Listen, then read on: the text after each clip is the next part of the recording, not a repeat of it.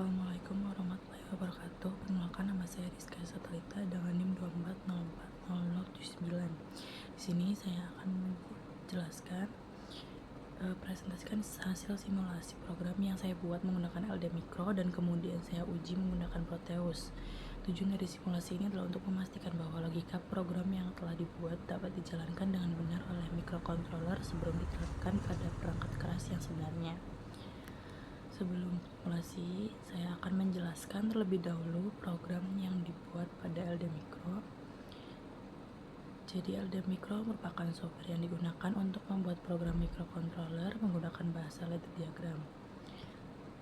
Pada program yang saya buat ini, setiap rung atau baris memiliki fungsi yang berbeda-beda.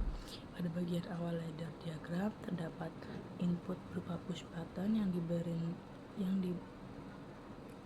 input ini berfungsi sebagai pemicu awal sistem.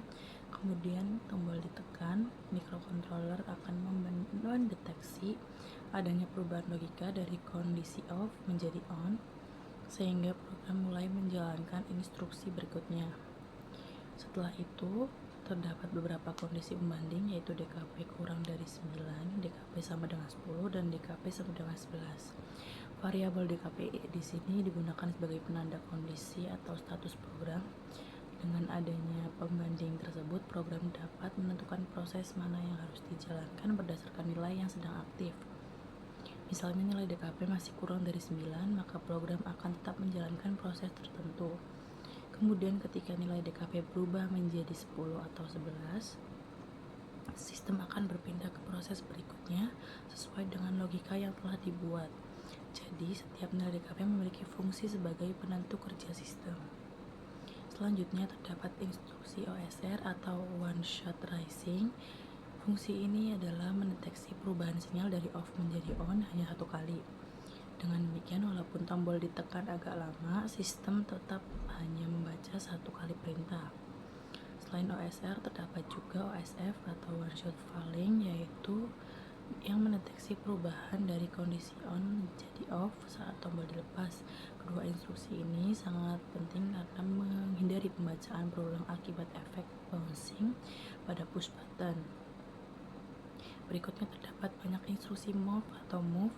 Instruksi ini digunakan untuk memindahkan nilai dari satu variabel ke variabel yang lain, seperti CData 0, CData 1, CData 2, CData 3, hingga CData 4 dipindahkan ke register atau variabel tujuan. Proses pemindahan dari data ini bertujuan agar setiap nilai yang telah diproses dapat digunakan pada proses berikutnya. Kemudian terdapat variabel detik dan menit. Kedua variabel ini digunakan sebagai pencatat waktu pada sistem. Nilai detik akan terus diperbarui sesuai dengan time yang aktif. Setelah mencapai batas tertentu, nilai dapat mempengaruhi perubahan pada variabel menit sesuai dengan logika yang telah dibuat. Pada ladder diagram ini juga terdapat nilai on atau delay tone dengan waktu sekitar 250 mD. Timer ini berfungsi untuk memberikan jeda sebelum suatu output aktif.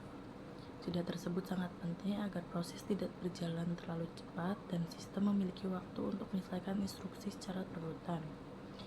Pada bagian berikutnya terdapat coil run.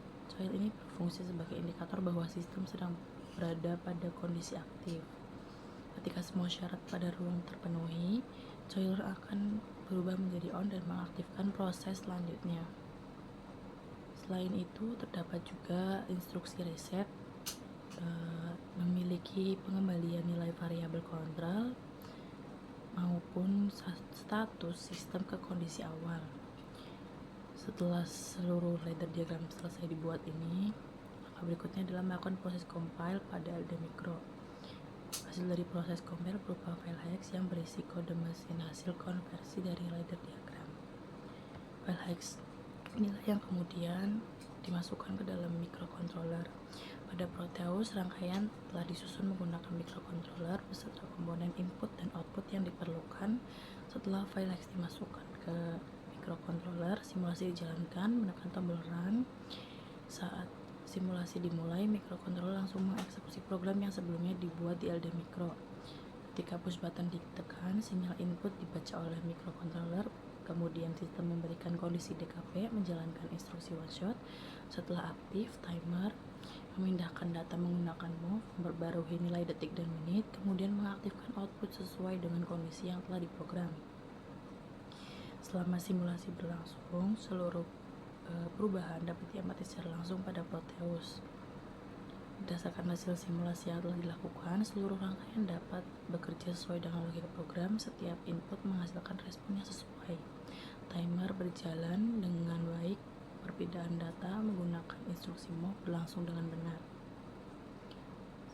Dari simulasi ini dapat disimpulkan bahwa LD Micro dan Proteus sangat membantu dalam proses perancangan sistem berbasis microcontroller. LD Micro digunakan untuk menyusun logika controller menggunakan ledger diagram, sedangkan Proteus digunakan untuk menguji hasil secara virtual sebelum diterapkan pada perangkat keras sebenarnya. Demikian presentasi yang dapat saya sampaikan, kurang lebihnya mohon maaf. Wassalamualaikum warahmatullahi wabarakatuh.